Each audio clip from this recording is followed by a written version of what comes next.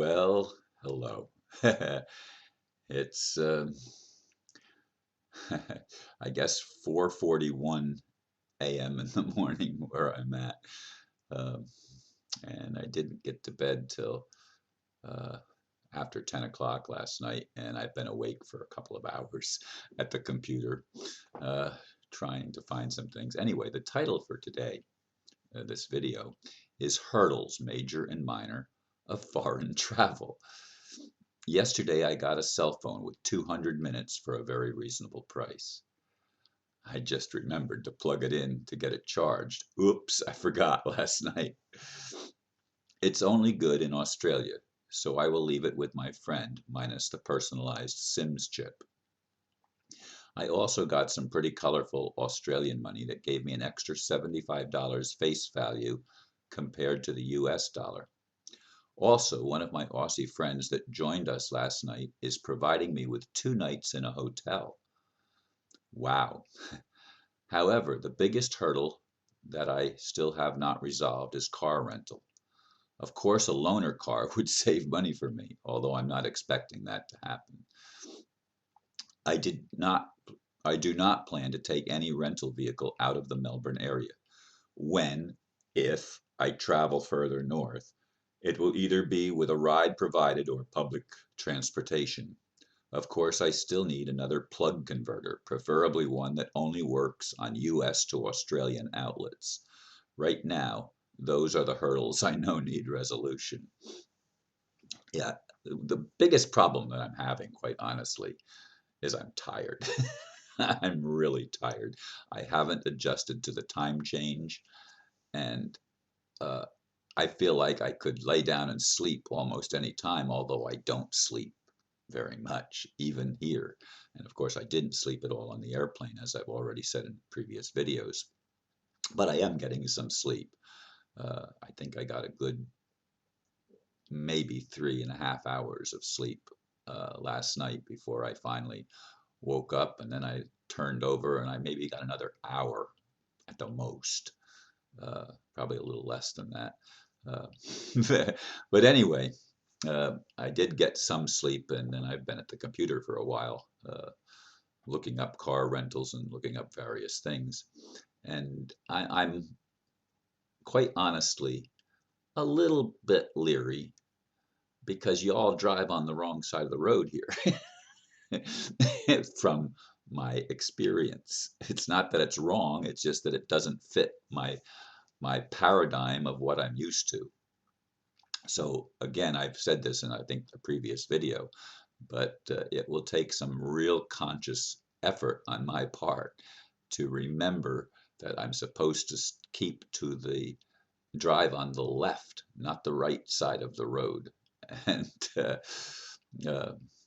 that's, I have to be very, very cognizant, very aware of my surroundings whenever I'm behind the wheel, which hasn't happened yet because I don't have a car. So I do ask that my friends pray for me that I find uh, transportation that will enable me to uh, do things that are not.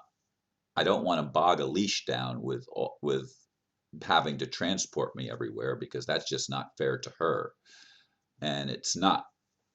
It doesn't give me the freedom that I'd like to have uh, to go wherever I want. So. Uh, that's a challenge and a hurdle that I have to find resolution to. There's no way uh, that I can continue uh, beyond a reasonable amount of time uh, to get the transportation that I'm need. And of course, the plug converter, it should be it hopefully is a very simple thing to resolve. But I don't know. I mean, the one that I bought in the U.S. converts every kind of plug in the world to from American plugs or from any kind of plugs to any other kind, but it's expensive. Why should I pay $30 to get a plug converter? I mean, it's ridiculous. and $30, that's American money. I think it was $20 to $30. I don't remember the exact price, but I know it was not as cheap as I would have liked. I mean, just to get a plug extension or something like that, is $1 or two in the US. So I hope to find a resolution to that so that my electric shaver and electric toothbrush and things like that uh, can be used in the bathroom, and I don't have to unplug the computer and everything uh, to go and do the things that need to be done in the bathroom.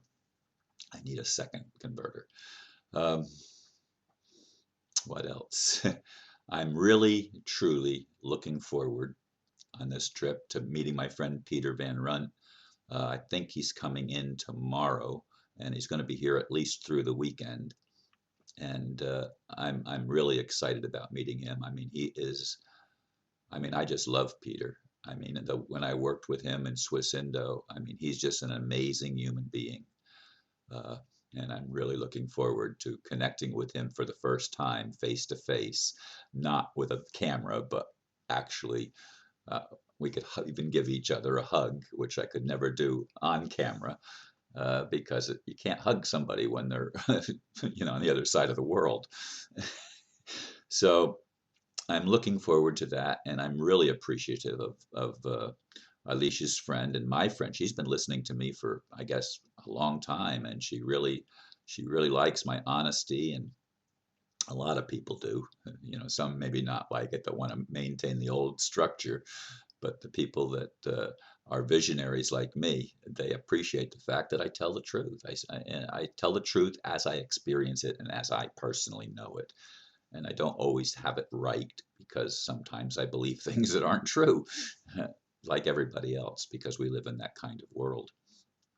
Uh, in any case, I hope I can overcome the hurdle once I get a car of remembering how to drive in Australia, so that I don't uh, create some mishap or something like that. That's the last thing I need, is to have an accident. I've noticed just from riding with a leash that, especially in uh, the congested part of Melbourne, the roads seem so narrow, and there's cars parked on one side. There's like two lanes going in the same direction, but there's cars parked in one of them, which only leaves a portion of a lane traversable.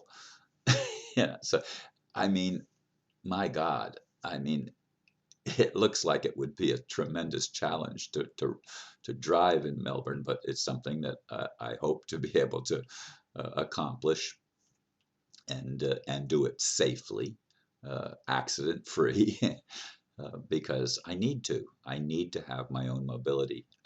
That will make my trip so much more meaningful to me, to be able to not be dependent all the time on somebody else taking me from here to there.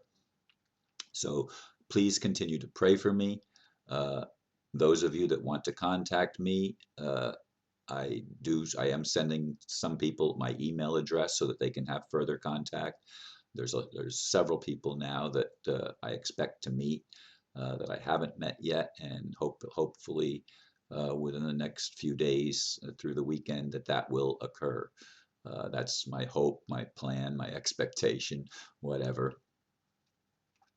So if you, again, you can Facebook me or whatever, comment on this, and I'll see it. But I'll provide you with an email address, so that you can have further direct contact with me, and we can maybe meet or whatever, depending on where you are. I'm not going to travel to Perth. Someone wanted me to travel to Perth, and no, there's no way I'm going to travel across the entire southern part of Australia to visit somebody that I've never met. I mean, it's not that they're bad people.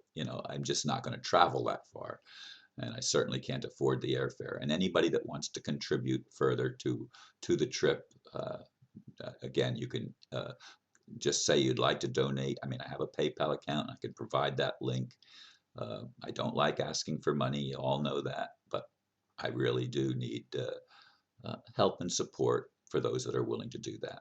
So thank you for listening, and namaste.